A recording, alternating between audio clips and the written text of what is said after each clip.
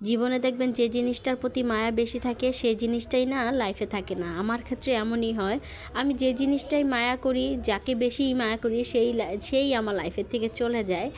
অনেকটাই কষ্ট পেতে হয় তখন। এই জন্য এখন নিজে মানুষদের মায়া করা ছেড়ে দিয়েছি, জিনিসপত্রে মায়া করা ছেড়ে দিয়েছি।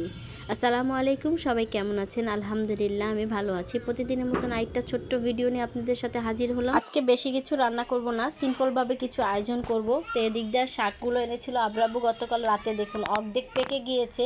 এই লোকটারে বলি রাত্রে কিছু আইনো না, আর রাত্রে আমার একদমই কাজ করতে ইচ্ছা করে না, সেই রাত্রে এই শাকগুলো নিয়ে আসছে। তো শাকগুলো রাত্রে আর বাঁচতে ভালো লাগছিল না, এর জন্য বাছি নিয়ে এই তো সকালবেলা শাকগুলো আমি আর আমার আম্মু মিলে বেছে নিয়েছি। আর এদিক দিয়ে শাকের গুঁড়াগুলো আমি সবসময় গাছেই দিয়ে থাকি, যে কোনো সবজির ছোকলা যেটাই হোক না কেন আমি গাছে দিই। গাছটা ভালো থাকে, সার হিসেবে কাজ করে। দেখুন মাশাল্লাহ আমার করলা গাছটা কি সুন্দর বড় হয়েছে।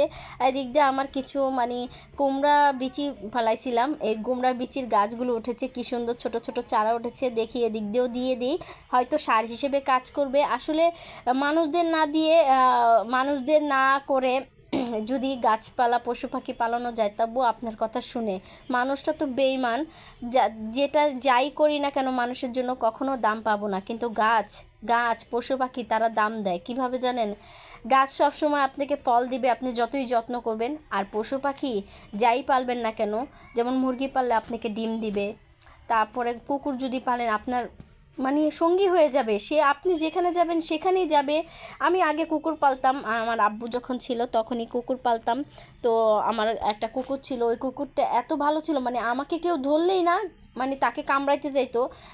পশু পাখি কীভাবে জানি মায়া আসলে পশু পাখির উপর মায়া আসা পড়ে। এই জন্য মানুষদের জন্য না করে পশু পাখি গাছপালার জন্য করলে আমার অনেক ভালো লাগে। কিন্তু এখন আমি পশু পাখি পালি না, কিন্তু আমার গাছপালা পালতে অনেক পছন্দ, আমার ভীষণ শখ।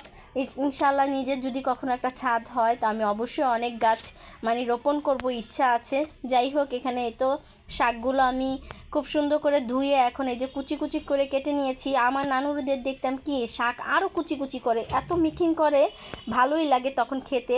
আমি তো এত মিহিন করতে পারি না, যদি হাতটা কেটে যায়। তো এর জন্য শাকগুলো একটু বড় বড় সাইজ করে রেখেছি, আর এভাবেই খুব সুন্দর করে এই তো বাগার দিয়ে বসিয়ে দিয়েছি। অনেকে সিদ্ধ বসায়, আমি না আগে শাক সিদ্ধ বসাইতাম, কিন্তু এখন শাক সিদ্ধ বসাই না, এভাবেই বসিয়ে দিই, ভিটামিনটা থাকে। তো এখানে আমি শাক বসিয়ে দিয়ে কিছু কাজ করেছিলাম, আয়সা দেখি শাকগুলো লেগে গিয়েছে, তো একটু উল্টিয়ে পাল্টিয়ে শাকগুলো রান্না করে নিয়েছি। সাথে আজকে এই তো পোয়া মাছ ভুনা করব, তো পোয়া মাছগুলো আগে ভেজে নিয়েছি। ফ্রিজে দেখি পোয়া মাছ ছিল, তো আমার নানুরা দেখতাম কি পোয়া মাছ এত মজা করে রান্না করে, আজকে নানুদের কথা আসলেই বেশি মনে পড়ে গিয়েছে।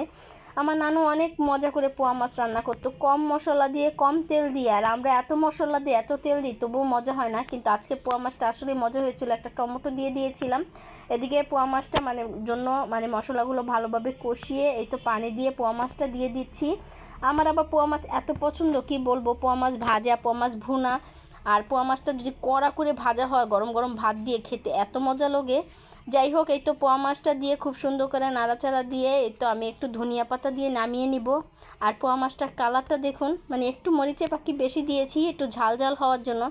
ইদানিং না কেন জানি ঝাল খেতে এত ইচ্ছা করে, ঠান্ডাও লাগছে, জ্বরও আসতেছে, ভালো লাগতেছে না, তবুও খেতে তো ইচ্ছা করে। যেটা খেতে ইচ্ছা করে সেটা আমি সবসময় নিজের হাতেই বানিয়ে খাওয়ার চেষ্টা করি। যাই হোক, খাওয়া দাওয়া শেষ করে বিকালবেলা একটু চলে আসলাম ছাদে, ছেলেদের খেলতেছে আর আমি এক কাপ চা মুড়ি দিয়ে খাচ্ছি। আর খুব সুন্দর ওয়েদার ছিল, ঠান্ডা ঠান্ডা লাগছে, শীত শীত লাগছে, শীত চলে আসছে। ভিডিওটা আজকে এই পর্যন্ত শেষ করে দিলাম, ভালো লাগলে একটা শেয়ার করে দেবেন। ধন্যবাদ, আসসালামু আলাইকুম।